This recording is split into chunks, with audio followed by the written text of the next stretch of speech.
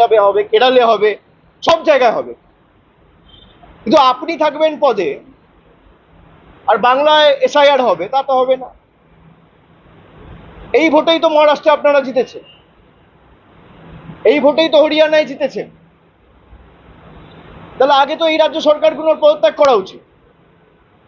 कल जो हुआ दिल्ली में, लोकतांत्रिक तरीके से, शांतिपूर्ण तरीके से 300 सांसद ऑपोजिशन के, और इनमें बहुत सारे महिला सांसद भी थे, इनको जिस तरीके से दिल्ली पुलिस ने धक्का दिया, इनके साथ बर्ताव किया, इनको रोका, ये स्पष्ट दिखाता है, दर्शाता है कि इलेक्शन कमीशन, चुनाव आयोग डरा हुआ है।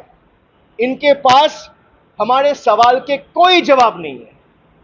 अगर आपके पास जवाब है तो आप दो भाई, कि एक ही एपिक नंबर पे गुजरात में और बंगाल में वोटर कैसे है, एक ही नाम पे अलग अलग 10 पोलिंग स्टेशन में वोटर कैसे है, एक ही एड्रेस पे 5 बाई 10 स्क्वायर फीट एक मकान में 100 वोटर कैसे रह सकते हैं, जिनका कोई अता पता, कोई एग्जिस्टेंस नहीं है।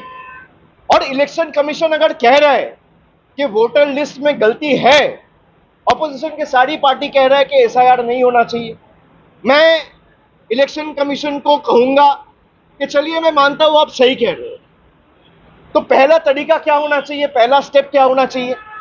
इसी इलेक्टोरल रोल और वोटर लिस्ट के आधार पे देश का प्रधानमंत्री चुना गया है 1 साल पहले। इसी वोटर लिस्ट और इलेक्टोरल रोल के आधार पर बीजेपी के 240 सांसद चुने गए हैं। इसी वोटर लिस्ट के आधार पे देश के गृह मंत्री चुने गए हैं। इसी वोटर लिस्ट के आधार पे देश के स्वास्थ्य मंत्री चुने गए हैं, रक्षा मंत्री चुने गए हैं। इसी वोटर लिस्ट के आधार पर जो इलेक्शन कमीशन कह रहा है जिसमें फेक वोटर है, इसी वोटर लिस्ट के आधार पर यही सांसद जो चुने गए हैं वो आने वाले दिन में राष्ट्रपति चुनेंगे, उपराष्ट्रपति चुनेंगे। तो पहला कदम चुनाव आयोग का यह होना चाहिए कि अगर वोटर लिस्ट में कोई भी इरेगुलरिटी है तो भाई लोकसभा डिसॉल्व होनी चाहिए। आप लोकसभा डिसॉल्व करिए, पूरा देश में एसआईआर करिए, कोई दिक्कत नहीं है। लेकिन एक सिलेक्टिव नहीं कर सकते ना कि गुजरात में एसआईआर नहीं होगा, गुजरात में वोटर लिस्ट ठीक है, उत्तर प्रदेश में वोटर लिस्ट ठीक है, मध्य प्रदेश में ठीक है और बंगाल में नहीं है, बिहार में नहीं है, तमिलनाडु में नहीं है। क्यों नहीं है? आपको पता है कि बिहार में अगर लोग वोटाधिकार, अपना लोकतांत्रिक अधिकार प्रयोग करेंगे तो आप हारोगे, आप चुनाव जीत नहीं सकते लोकतंत्र तरीके से। तो आप लोग का जो हक है, जो डेमोक्रेटिक राइट है, वो छीनना चाहते हैं।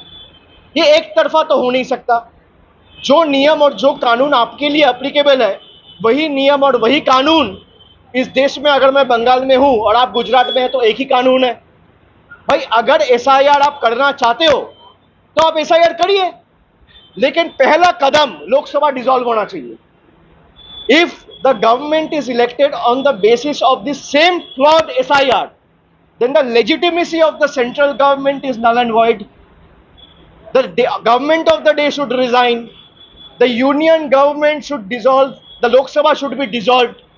आप लोकसभा डिसॉल्व करिए, पूरा देश में 140 करोड़ के देश में, पूरा देश में, हर एक प्रदेश में आप एसआईआर करिए, कोई दिक्कत नहीं है।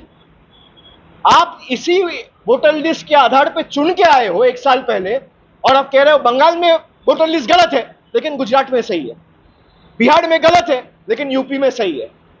भाई अगर गलत है तो आपके ऑपोजिशन, हमारे ऑपोजिशन जितने भी दल हैं, वो स्पष्ट आपके पास सबूत के बदौलत आपके पास इंफॉर्मेशन रखा है कि वोट चोरी कर्नाटका में भी हुआ है, यूपी में भी हुआ है, गुजरात में भी हुआ है और बिहार में भी हुआ है।